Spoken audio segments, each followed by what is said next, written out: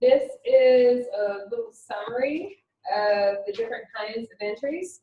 So when it's a prepaid expense, the adjusting entry is going to be debit expense, credit asset. When it is unearned revenue, the adjusting entry is going to be debit a liability, credit a revenue. When it is accrued revenues, you're going to debit an asset and credit a revenue. And when it's accrued expenses, you're going to debit an expense and credit a liability. So what we're going to do is we're actually going to do a bigger problem for these so that you can kind of get more experience working through these problems. So let's look at exercise 4.9 on page 196. Let me write these on the board here. Exercise 4.9 on page 196, and then we're going to do exercise 4.10 on page 196. All right. So, sharing that. Okay.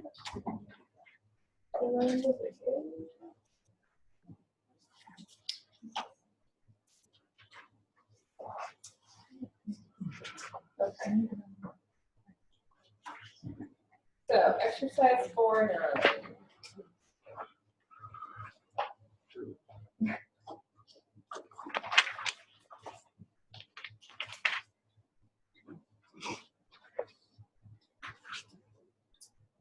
Let's see. What does exercise 4.9 have to say? So exercise 4.9 says, the ledger of Howard Rental Agency on March 31st of the current year includes the selected accounts below before adjusting entries have been prepared. An analysis of the accounts shows the following, and there's a number 1, 2, 3, 4, and 5. So there's 5 different things to discover. The instructions are prepare the adjusting entries at March 31st, assuming that the adjusting entries are made quarterly. Additional accounts are depreciation expense, insurance payable, and supplies expense. So let's read through these one by one. We have to work each one out on its own, right? So the first one, the equipment depreciates $280 per month. So when we're dealing with depreciation, what are the two accounts that, remember I said there's two accounts for the depreciation adjusting entry? What are the two accounts? Depreciation expense. Depreciation expense, and what is the sister or brother account that always goes with it? Accumulated depreciation, and it's got a hyphen with whatever account you're talking about. So in this case, we're going to debit depreciation expense, and we're going to credit accumulated depreciation equipment. So how much are we doing it for? So they tell us that it's $280 a month, right? So we're doing it for $280? No.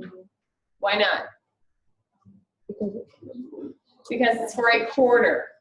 It's for a quarter. So we have to take 280 times 3. So our entry is actually $840. Okay, our entry is actually $840. So we are going. How are we going to quarter? Oh, because it says a quarter in the instructions. yeah. So we're going to debit depreciation expense, $840, and we're going to credit accumulated depreciation equipment, $840. Okay, and every single time you do an entry, an adjusting entry for depreciation, you're going to be debiting a depreciation expense and crediting accumulated depreciation something. Equipment, building. You're usually going to see equipment. That's going to be the majority of them that you're going to see. Okay, number 2. Number 2 says half of the unearned rent revenue was earned during the quarter. Half of the unearned rent revenue was earned. So what you have to do is you have to look up in that list and find the unearned rent revenue. How much was it? $12,400. So half of that was earned. So $6,200 was earned. So when we're showing that we have earned revenue that was previously unearned, we're going to move it out of unearned revenue and into revenue, right? So what revenue has a credit balance. In order to make it go up, we credit it. So we know that we're going to be crediting service revenue. And then unearned service revenue, Definitely. we're going to be debiting it to make it go down, okay? So, we're debiting unearned service revenue.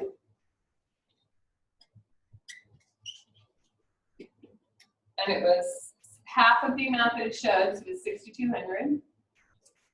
Okay, yeah. And then we're crediting service revenue because now we've actually earned that amount, 6,200. Okay. All right, the next one, number 3, says interest of $400 is accrued on the notes payable. So that means we have $400 worth of interest that's piled up, and we got to get it on our books, even though we haven't paid it. So for the accrued interest, we're going to debit interest expense, and we're going to credit interest payable. Okay.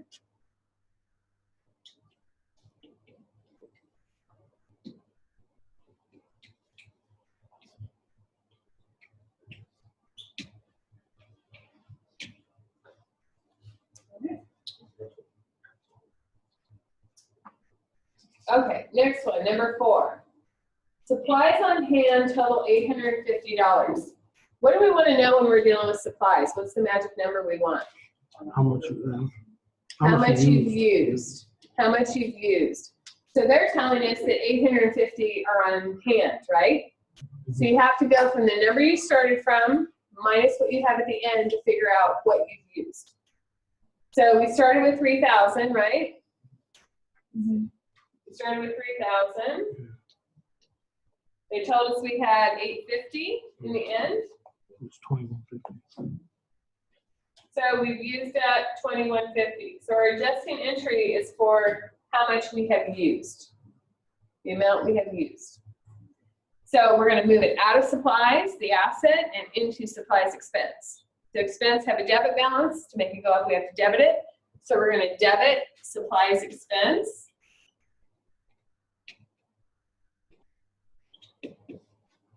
$2,150, and we're going to credit the asset supplies.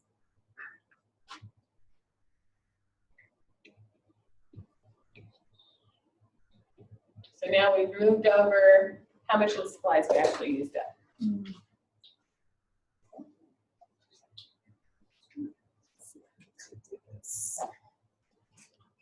Adjust this just a little bit. All right. Number 5, insurance expires at a rate of $400 per month. So that means we've used up $400 of the insurance, right? And so we prepaid the insurance. That's an asset. So to make it go down, we have to credit the prepaid insurance. So we know that's the second part. And if we've used up the insurance, then it is an expense. So we're going to debit insurance expense.